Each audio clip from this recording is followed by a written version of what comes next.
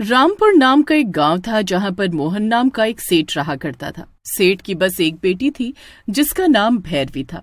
इकलौती बेटी को सेठ किसी महारानी की तरह रखा करता था। उसकी छोटी बड़ी हर ख्वाहिश को पूरा करता था। आज सेठ की बेटी का 18वां जन्मदिन था, इसलिए सेठ बहुत खुश था। मेरी प्यारी भैरवी को जन्मदिन की बहुत बहुत शुभकामना है।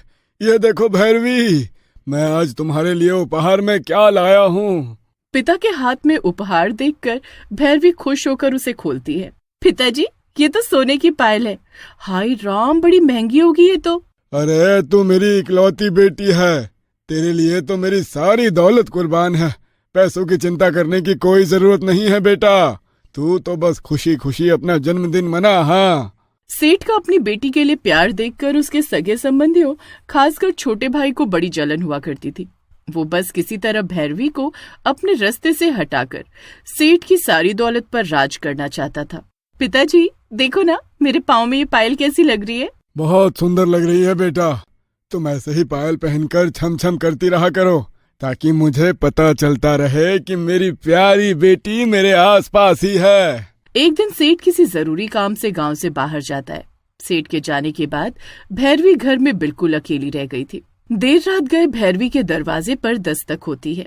अरे भैरवी, गजब हो गया, अभी अभी खबर आई है कि तुम्हारे पिताजी का शहर में एक्सीडेंट हो गया है। चाची, ये आप क्या कह रही हो? ये नहीं हो सकता। अब होनी को कौन टाल सकता है, जो होना था हो गया। इस समय वो तुझे बहुत याद कर रहे हैं, शायद ये उनकी आखिरी इच्छा है। तुम देर मत करो, जल्दी मेरे साथ चलो। चाची की बात सुनकर भैरवी के होश उड़ जाते हैं। कुछ दूर चलने के बाद अब भैरवी एक सुनसान जगह पर पहुंच गई थी। चाची, आप मुझे कहाँ ले जा रही हो? शहर जाने वाली बस का स्टैंड तो दूसरी दिशा में है ना? हाँ ठीक कहा, बस का ठिकाना दूसरी तरफ है, लेकिन मैं तुझे वहां ले जा रही हूँ जहाँ तुम्हारा ठिकाना होगा। फिक्र मत करो, फिर तुम्हें कोई दुख परेशानी छू नहीं पाएगी। ये कैसी बात कर रही हो आप? मेरे पिताजी कहाँ हैं?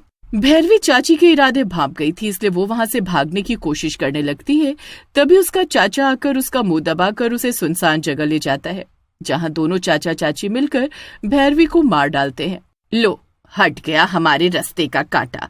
अब इसके बाप को भी जल्दी ही रास्ते से हटाना होगा, तब जाकर ये दौलत हमें मिलेगी। अरे क्या कर रही हो भाग्यवान, ये सोने की पायल तो निकाल लो उसके पैरों से। अब ये मरने के बाद आखिर इस पायल का करेगी भी क्या? भैरवी को उसके चाचा चाची ने धोखे से मार जरूर दिया था, लेकिन मरने के बाद वो एक खतरनाक चुड़ैल में बदल गई थी। पिता की दी हुई पायल उसे अपने प्राणों से भी प्यारी थी, इसलिए भैरवी उस पायल के मुंह में बंद कर चाची के पीछे पीछे उनके घर पहुंच जाती है।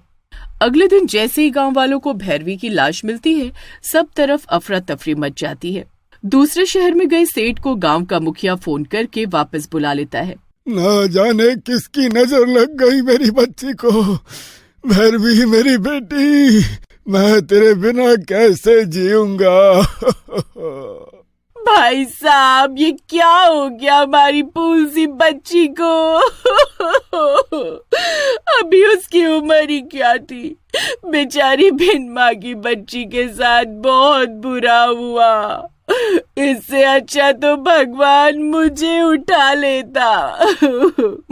ये तूने क्या कर दिया भगवान? भैरवी के चाचा चाची गांव वालों के सामने रोकर ये साबित कर रहे थे कि उन्हें भैरवी की मौत का बहुत दुख है।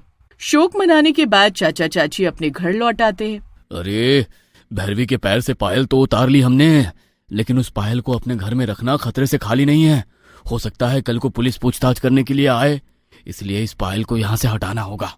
भैरवी की चाची उस पायल को पड़ोस के गांव में रहने वाली अपनी बहन नैना को दे देती है, जिसे वो अपनी तिजोरी में संभाल कर रख लेती है।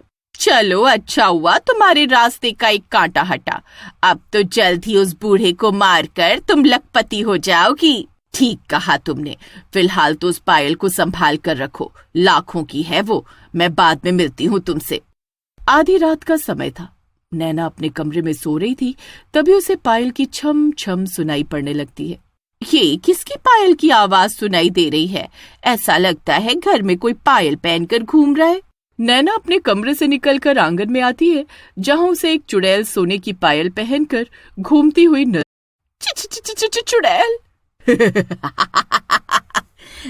क्या हुआ? डर लग रहा है क्या?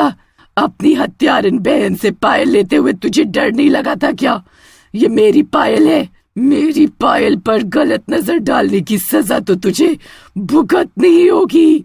इतना कहकर चुड़ैल नैना पर हमला कर देती है और उसे मार डालती है। नैना की चीख सुनकर उसका पति रमेश भी वहां आ जाता है और जैसे ही एक चुड़ैल को अपने सामने खड़ा देखता है, उसका रोम रोम डर से कांपने लगता है। जब मुझे धोखे से मार दिया तब मैं भी बेगुनाह थी। ज्यादा रोना धोना मचाने की जरूरत नहीं है। तेरी बीवी बेगुनाह नहीं थी, मेरी मौत की साजिश में वो भी शामिल थी। मुझे मारकर पेट नहीं भरा तो अब वो लोग मेरे पिता को मारने की योजना बना रहे हैं, लेकिन मैं उन्हें सफल नहीं होने दूंगी।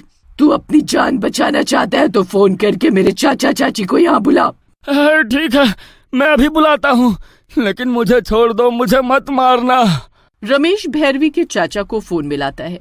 भाई साहब, बहुत बड़ा अनर्थ हो गया। नैना दुनिया में नहीं रही, मुझे कुछ समझ में नहीं आ रहा। आप लोग जल्दी यहाँ आ जाइए। रमेश की बात सुनकर भैरवी का चाचा अपनी पत्नी को लेकर वहां पहुंच जाता है। दोनों पति पत्नी मिलकर पूरे घर को घूम घूम कर देखते हैं, लेकिन उन्हें घर में कोई भी नजर नहीं आता। रमेश ने तो फोन पर कहा था कि नैना की मौत हो गई है, लेकिन उनके घर का माहौल देखकर तो ऐसा लग रहा है कि जैसे यहाँ पर कोई है ही नहीं। ठीक कह रहे हैं आप, यहाँ तो कोई दिखाई नहीं दे रहा। लगता है रमेश और नैना ने हमारे साथ कोई मजाक किया है। चलिए यहाँ से वापस चलते हैं। जैसे वो दोनों वहां से बाहर निकलने के लिए दरवाजे की तरफ जाते हैं, दरवाजा अपने आप बंद हो जाता है और अंधेरे कमरे से पायल की आवाज सुनाई देने लगती है। नैना, ये क्या मजाक है? तुम जानती हो ना इस समय हम पहले से ही परेशान हैं। सामने आओ और साफ साफ बताओ कि ये सब क्या चल रहा है। चाची की बात सुनकर घर की लाइट ऑन हो जाती है। ये सब क्या हो रहा है जी? मुझे तो अब डर लग रहा है। आप चलिए यहाँ से। चाची की बात सुनकर अचानक वहाँ पर एक डरावनी हंसी की आवाज गूंजती है और तभी कमरे में एक डरावनी चुड़ैल नजर आने लगती है। भाग्यवान, क्या जो मुझे दिखाई दे रहा है तुमको भी वही दिख रहा है क्या? ये अचानक से कमरे में डरावनी औरत कैसे आ गई? मुझे ऐसा लगता है ये कोई चुड़ैल है, वरना इस बंद कमरे में अचानक से कहाँ से प्रकट हो जाएगी। मेरे पैरों में पहनी हुई ये पायल देखो और याद करो, शायद तुम्हें समझ में आ जाए कि मैं कौन हूँ। अरे सुनते हैं, ये तो उस भैरवी की पायल है जो मैंने नैना को रखने के लिए दी थी। कहीं ऐसा तो नहीं ये भैरवी की ही आत्मा है जो पायल पहनकर यहाँ घूम रही है? बिल्कुल सही पहचाना तुमने। मैं वही भैरवी हूँ जिसे धोखे से मार डाला था तुमने, और शायद अपनी मौत के लिए तो मैं तुम्हें माफ भी कर देती, लेकिन मेरे पिता की मौत की साजिश रचकर तुमने अपनी मौत का कुआं खुद खोदा है। अगर तुम जिंदा रहे तो मेरी तरह तुम मेरे पिता को भी मार डालोगे, और ऐसा मैं कभी नहीं होने दूंगी। बेटा, अरे तुम्हें कोई गलत फहमी हुई है। हम अपने बड़े भाई को क्यों मारेंगे? अरे तुम्हारे पिताजी तो मेरे लिए पिता के समान है। तुम तो जानती हो ना कि मैं उनसे कितना प्यार करता हूँ। हाँ हाँ चाचा, प्यार तो तुम मुझसे भी बहुत करते थे। बचपन से मुझे अपनी गोद में खिलाया तुमने, लेकिन मेरा गला दबाते हुए एक बार भी तुम्हारा हाथ नहीं कांपा।